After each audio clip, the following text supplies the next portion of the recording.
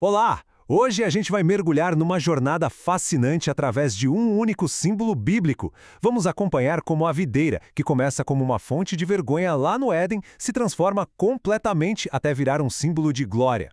Bom, a primeira pergunta que vem à mente é essa, né?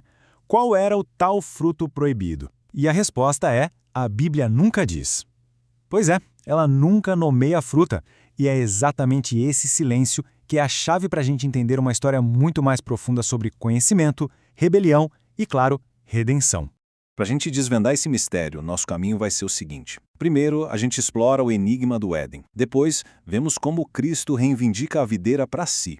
Aí, vamos analisar as escolhas feitas em dois jardins diferentes, entender o que significa corrigir a fermentação e, por fim, chegar na promessa do vinho novo. Então, vamos lá. Começando pelo princípio, pelo Jardim do Éden e por essa omissão, que na verdade é totalmente deliberada. Pensa bem, o autor de Gênesis não estava preocupado com botânica. O foco dele não era dizer se a fruta era uma maçã, um figo ou uma uva. A questão toda era o ato de desobediência. O problema nunca foi o fruto em si, mas a escolha de Adão de tomar o conhecimento por conta própria, de forma autônoma. Foi isso que levou à vergonha. E aí, séculos e séculos depois, a resposta para esse silêncio todo começa a aparecer. Jesus chega e, de forma muito aberta, começa a usar um símbolo que fala diretamente com aquela questão do Éden, a videira. Enquanto o Gênesis foca na desobediência, Jesus usa a videira para focar em outra coisa, na reconexão. É um movimento estratégico, sabe? Os teólogos até têm um nome para isso, reconexão ontológica. É uma ideia de curar aquela fratura original, restaurando o relacionamento que foi quebrado. E isso fica muito claro na parábola dos lavradores maus. É praticamente um espelho da história do Éden. Vamos ver. Primeiro passo: um homem planta uma vinha, que representa o cosmos, e a entrega para a humanidade cuidar. Segundo, surge o conflito porque os lavradores querem o fruto só para eles, a ponto de matar o herdeiro. E a alegoria é clara. Eles estão cometendo o mesmo erro de Adão, tentando roubar à força um conhecimento que deveria ser recebido como um presente, como uma herança.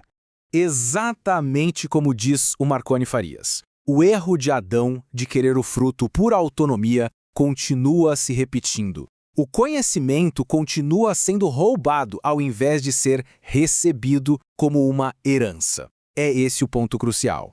Bom, essa dinâmica toda nos leva ao grande clímax dessa história simbólica. E ele acontece em outro jardim, o Getsemane.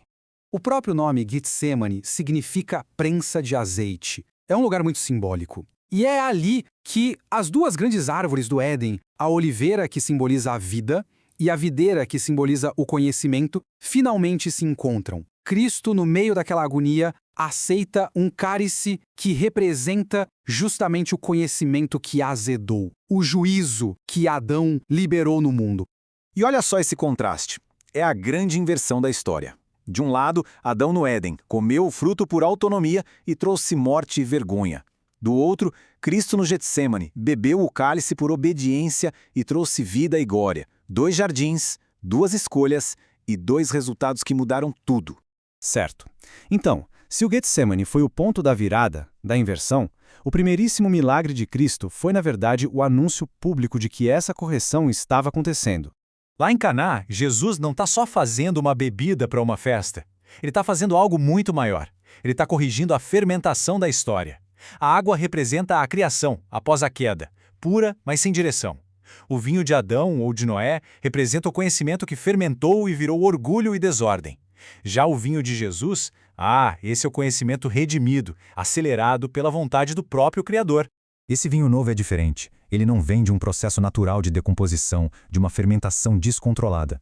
Ele é um produto do Logos, da palavra, da vontade direta do Criador. Isso mostra que o problema nunca foi o conhecimento ou o prazer em si, mas a desordem moral de buscar essas coisas longe da sua verdadeira fonte. E toda essa jornada de redenção de um símbolo, ela termina com uma promessa final para o futuro. E a promessa é essa. Aponta para um tempo em que a história vai fechar o seu ciclo. Um tempo em que tudo termina como começou, num jardim, com uma grande celebração. Essa tabela resume perfeitamente a transformação. O que antes vinha de um fruto roubado e de uma fermentação sem controle, gerando vergonha e desordem, agora vem como um presente da vontade divina. E a consequência não é mais juízo, mas glória, celebração e vida. O simbolismo muda de perigo e desordem para adoração, comunhão e restauração completa. A grande conclusão é essa: a restauração será total. No fim, a consciência humana vai estar tão alinhada com o divino que o conhecimento, aquela mesma coisa que causou a queda, não vai mais produzir vergonha. Pelo contrário, vai produzir apenas adoração.